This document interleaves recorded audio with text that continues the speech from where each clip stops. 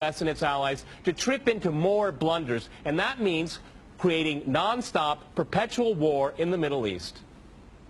Well, I'm going to make this interesting and disagree with everyone. Okay. I do not accept the premise, which probably isn't too much of a surprise, but nonetheless, I reject the premise that the whole point of the so-called war on terror or investing in the Mujahideen was to somehow fight terrorism or to make a better world. I would argue that if you really want to know what's happening with Middle Eastern policy, then you must read Oded Yanan's A Strategy for Israel in the 1980s. Now, in that document, which is pretty much being played out to a T right now and has been for many years, there were serious objectives for Israel. And Israel's main objectives were to expand and grow in line with the Greater Israel Project. And in order for it to do that, there would need to be an excuse to justify the expansion of Israel, and in order to do that, we would have to sow the seeds of sectarian hatred and violence in the region. The #1 target of this plan was Iraq. We've achieved that. That's not a failure. That's actually a success. Iraq is a failed state largely. It is an absolute basket case. Sectarian hatred is absolutely insane. We see the beheadings and all of this madness, and we think it's a disaster. No, it's not at all. In fact, it's all part of the plan to break up Iraq into 3 different states. When we look at Syria, we also find that the goal is once again the same thing: sow the seeds of sectarian hatred and basically turn that nation into a basket case.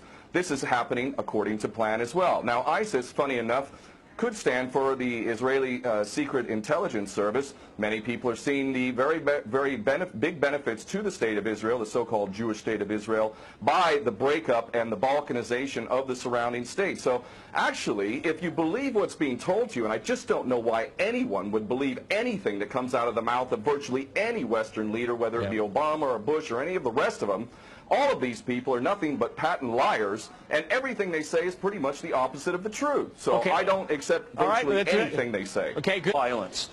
Barack Obama did not bite at the opportunity to get involved in Syria a year ago. In fact, at the time when he was ready to start bombing Assad, just about 13 months ago, and we have he backed off as soon as the first excuse came to mind. We've been supporting ISIS. There is absolute continuity between the policies of Iraq and breaking it up and breaking up Syria as well. It is beyond naive to suggest that the U.S. doesn't have its fingerprints all over ISIS. In fact, tell me this: why has ISIS never once, or al-Nusra Front or al-Qaeda, not once have they attacked Israel? In fact, ISIS militants are getting medical attention in the Golan Heights and in Israel itself. What does that tell you? There is absolute continuity, but the actual policy, just like the Project for a New American Century laid out very clearly, that a, quote, new Pearl Harbor would be necessary to achieve this goal of full spectrum dominance, you could never tell the American people, or the world for that matter, we're going to fight wars of aggression where we're going to have to invade and occupy, we're going to have to spend hundreds of billions, if not trillions of dollars to achieve the goal of full spectrum dominance, which is to control, absolute control over air, land, sea, and space, and cyberspace. The American people never would have bought it, so you can't tell them that. You have to tell them a bunch of lies. And we see this over and over again. What you have to do, Ken, if I can go... It would absolutely no question that there must always be a boogeyman. In fact, you're sitting in Russia now.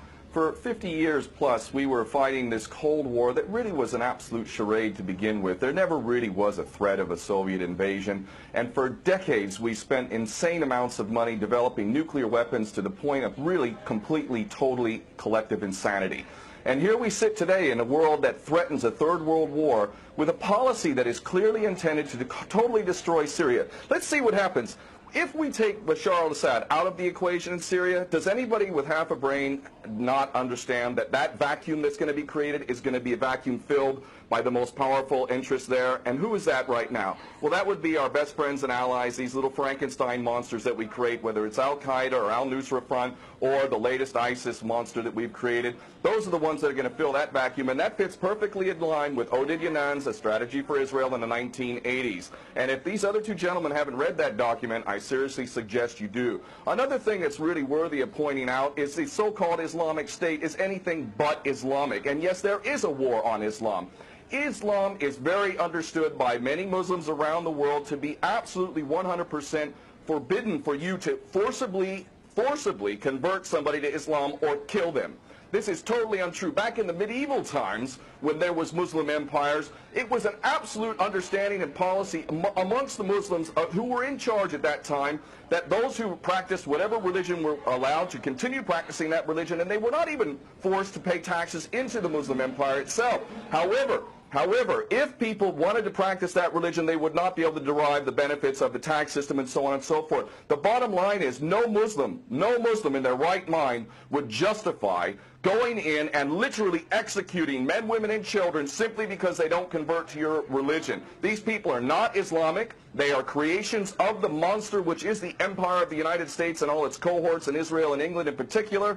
And this monster is purposely created to justify the continuing insanity of the never-ending war policy, which is really the core of America. And that is exactly why I renounced my U.S. citizenship. This madness cannot be considered anything but the major threat to the world. Okay, Peter, in New York, one of the things we've seen... There are very obvious solutions. One is to arrest the traitors in the U.S. Congress and White House who have sworn to uphold the U.S. Constitution, and somehow the American people have sat by while the President has afforded himself the power to execute anyone, anywhere, anytime, for any American citizen to be detained without any due process of law, no representation, incognito, and theoretically he could be condemned to death by a military tribunal in secret and executed. All of this operating under supposedly the United States Constitution. So all of these traitors need to be arrested first and foremost. When Netanyahu came to the Congress a couple years back, he received 29 standing ovations by these cowardly chicken hawk traitors. So the American patriots need to stand up and grab a pair and ultimately have some integrity and get rid of these traitors. Secondly, cut off all funding to Israel. Israel is a pariah state, a criminal state. It is committing active policies of genocide by the legal definition of the word according to Black's Law Dictionary. That country needs to be cut off right now. All of their attention needs to turn inward. Stop your little empire endeavors and full spectrum dominance and all of this sort of madness. Start taking care of your infrastructure back home. Start taking care of the American citizens who have worked their whole lives and now find themselves wondering how they're going to keep a roof over their head. All of that is very obvious and very sensible. Or America can continue to decline into an absolute total pariah state, hated and resented around the world, and maybe bring the whole world into World War III. I would prefer that we do the former instead of the latter, but ultimately we need some serious change in government, and that means getting rid of these traitors. Okay.